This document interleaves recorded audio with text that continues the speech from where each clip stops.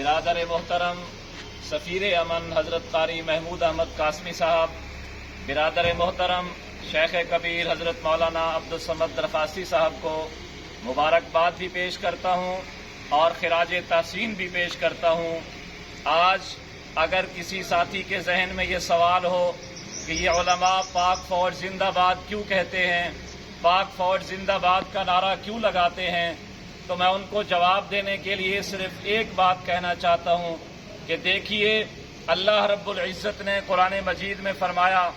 لا اقسم بہذا البلد، میں اس شہر مکہ کی قسم کھاتا ہوں کیونکہ وہ میرے محبوب محمد الرسول اللہ صلی اللہ علیہ وسلم کا وطن اصلی تھا۔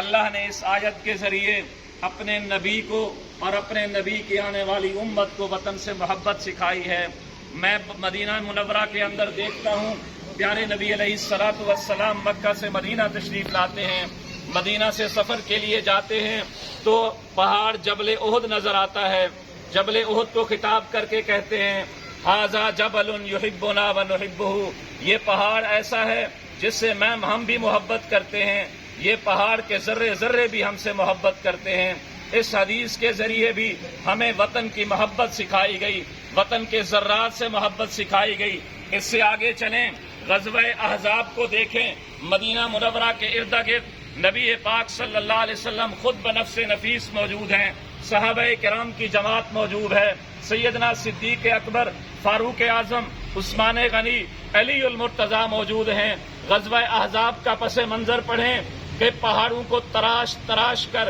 بہت بڑی خندق کھودی گئی اپنے وطن کے تحفظ کے لیے۔ پھر میں کیوں نہ پاک فوج زندہ باد کہوں، میں دیکھتا ہوں نوجوان ہیں، دوسرا دن ہوا شادی کو، وطن نے قربانی مانگی، پہاڑوں پر چلے گئے، وطن نے قربانی مانگی، سرحد پر چلے گئے، چھوٹے بچوں کو یتیم کرایا، بچیوں کو یتیم کرایا، بیواؤں کو بیوہ کرایا، اپنا تن من دھن قربان کر دیا۔ وہ اس لیے ہم آج پاک فوج زندہ باد کا نعرہ لگاتے ہیں کیونکہ یہ بھی صحابہ کرام اور محمد مصطفیٰ کی سنت پر عمل کر رہے ہیں۔ نعرہ تکبیر، اللہ اکبر، پاک فوج زندہ باد، پاک فوج زندہ باد۔ اس لیے آج تمام ہم جتنا بھی یہاں موجود ہیں، پورے علماء کرام طلباء عزیز کی نمائندگی کرتے ہوئے افواج پاکستان کو یہ یقین دلاتے ہیں کہ انشاءاللہ وطن کی عزت کی خاطر، وطن کی حرمت کی خاطر، وطن کے تحفظ کی خاطر جہاں ہماری ضرورت پڑے گی انشاءاللہ صف اول میں آ کر اپنے وطن کا تحفظ کریں گے۔